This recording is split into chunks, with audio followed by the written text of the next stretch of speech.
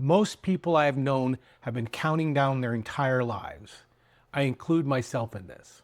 Counting down to Friday, counting down to the vacation, counting down to the kids being old enough, counting down to making partner, getting that title, hitting those numbers, finishing the project, retiring, counting down to the next thing on the assumption that the next thing is when life will start. I have a friend who retired 2 years ago, and after 31 years at the same company, he told me about 6 months in that he had spent his entire working life counting down to retirement, and now that retirement had arrived, he had no idea what he was supposed to be counting down to. He said it lightly, the way men our age say things that they have not yet figured out how to say seriously. I have been thinking about that conversation for a year and a half. Here is what I have come to think counting down does to a person after enough years of it. It teaches the underneath part of you to be quiet. After 30 years of getting through Tuesdays, the part of you that knows what you actually want has gone quiet. Not gone, quiet. Counting down is structurally an agreement that the present is not the point. The point is later. The point is the next thing.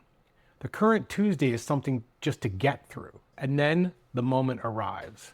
Retirement, the empty nest, the long-awaited freedom, when the counting down is supposed to stop and nothing happens.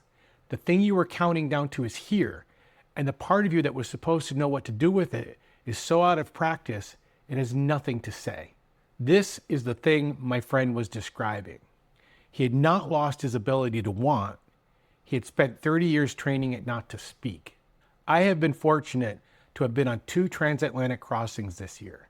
I'm 59. I want to tell you what I noticed because I think it is the actual mechanism, not the marketing version, the actual mechanism of what one of these crossings does to a person who has been counting down their whole life. A transatlantic is 14 days, give or take.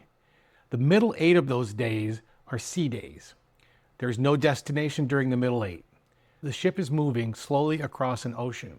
There is nothing on the horizon. There is nowhere to be at any given hour. The food is there, the coffee is there, the walking is there, the horizon is there. What is not there is the next thing. For the first 2 or 3 days, your nervous system does not believe this. It keeps asking internally, what's next? The mind that has been trained to count down spends 72 hours looking for something to count down to. It picks small things, the next meal, the next port, except there isn't one for 8 more days. Around day 4, something starts to give.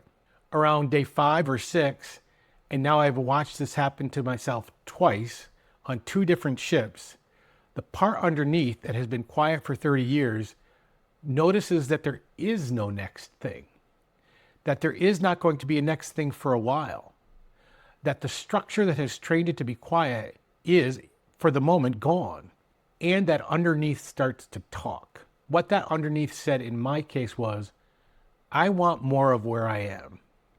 Not I want a vacation, not I want a different career, not I want a younger body, though I'd certainly take that. Just more of where I am. More of this Tuesday, more of this morning, more of this game room, more of this hour at this table looking at this water. I had not heard that voice in I don't know how long. What it said next a few mornings later was wanderlust, not restlessness, not the modern nomad thing. Wanderlust, the specific old word for it, the kind of wanting where wandering is part of who you are, not a phase you're going through. I had been performing my way around that wanting for a long time, calling it something else, letting the executive coach version of myself be the one in charge because that's the one who had the calendar and the clear answer to what do you do. The underneath does not say grand things in my experience. It says small, specific things that turn out to matter more than those grand things. The grand things are usually what counting down has us aiming at. The specific small things are what are actually missing. I am not telling you what mine said because you need to know about my underneath. I'm telling you because yours is in there too, with its own list. And what I want you to consider is what yours might say if you ever gave it room enough to speak. Here is the part that matters for whether any of this is useful to you.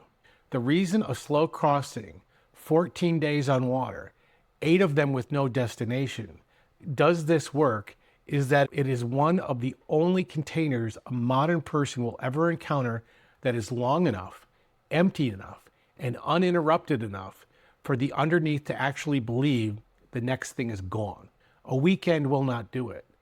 The underneath has been around long enough to know that on Sunday night, the next thing comes back. It does not bother coming up for a weekend. A 2-week land vacation will not do it. There's too much to do, too many distractions, too many places to be. The structure of counting down just transfers itself to the itinerary. A meditation retreat can do some of it for some people. So can a long solo hike. Different containers work for different lives.